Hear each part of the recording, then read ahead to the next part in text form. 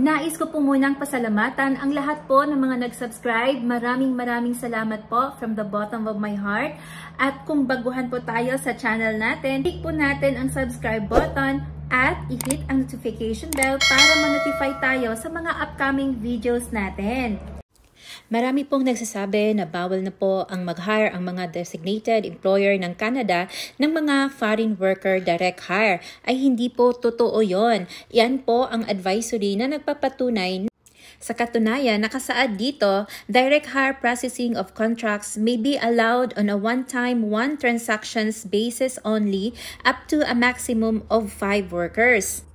Basahin po natin ng maigi ang advisory na to para po malinawan tayo sa mga confusions about sa direct hire sa Canada. Para po maging aware tayo na hindi tayo maloloko ng mga taong kausap natin for applying here sa Canada as direct hire. Hi everyone! Welcome back to my channel. I'm Jen.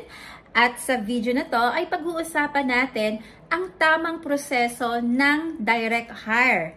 Manood hanggang dulo para magka-ideya tayo kung ang ina-applyan nating online ay isang scam ba or isang legit.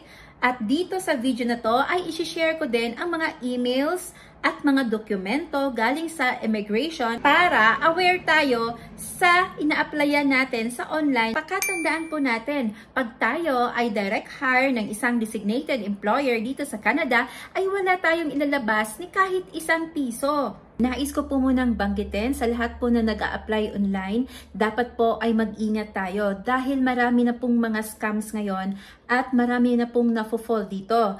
Tandaan po natin, pag nanghingi ka agad ng pera na wala pang nangyayari sa application natin, ay malaking red alert po yun. Dapat i-check natin ang company nila o yung agency nila kung naka-registered po ito sa immigration dito sa Canada. Pwede po nating i-legit check sa www.cic.ca para makasigurado tayong hindi tayo mabibiktima sa mga scams. At may bonus akong isi-share sa inyo para makapag-send tayo ng maraming resume sa mga legit websites as well. Panoorin din natin ang video na to para magka-ideya tayo kung gaano katagal ang proseso ng pag-apply dito. Ilagay ko sa description ang link ng video para mabilis makita ito. Shoutout muna tayo kay Really Valenzuela 9500.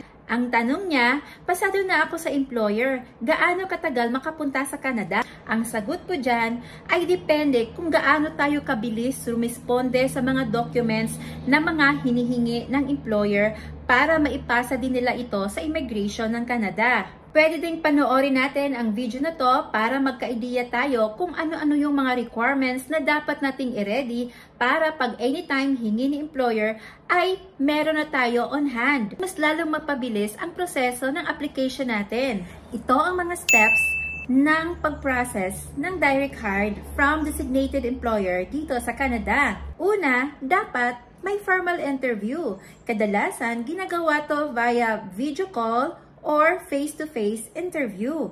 Pag tayo ay pumasa sa interview, ang employer ay ino-notify tayo via email. Ganito po ang itsura ng email na yon. At sa email ay nakasaad ng pasiunang requirements na kailangan nating ipasa para masimulan na ang pag-process ng application natin. Pag meron na tayong mga requirements na ito, ay i-scan lang ito at ipapasa sa employer. At pag natanggap ni employer ang mga pasiunang requirements na hiningi nila, ay agad-agad makakatanggap tayo ng offer letter. Ganito ang itsura ng offer letter at kailangan nating permahan to at isend back sa kanila. Reminder po, pag direct hire po tayo, wala pong ni piso na ilalabas galing sa pocket natin. From the start of the application process hanggang sa ma-approve ang visa natin at hanggang sa pag-landing dito sa Canada, wala po tayong gastos. Nung na-receive nila ang offer letter na pinirmahan, nag-reply sila kaagad ng email na may mga ganitong attachment.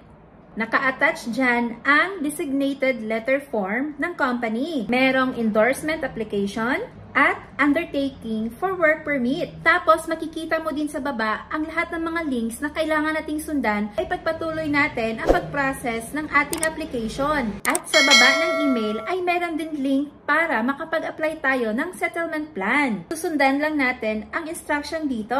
Pagkatapos natin kumplituhin ang settlement plan at maipadala natin ito sa employer, ay makakatanggap ulit tayo ng email na panibagong offer letter dahil ito ay required ng Government of Canada. After nito, pag naayos na sa side ng employer, ay makaka-receive tayo ng email ay pwede na tayo mag-apply for visa and work permit. Pero bago tayo makapagsimulang mag-process ng visa at work permit, ay kailangan muna natin ng employment number and compliance fee.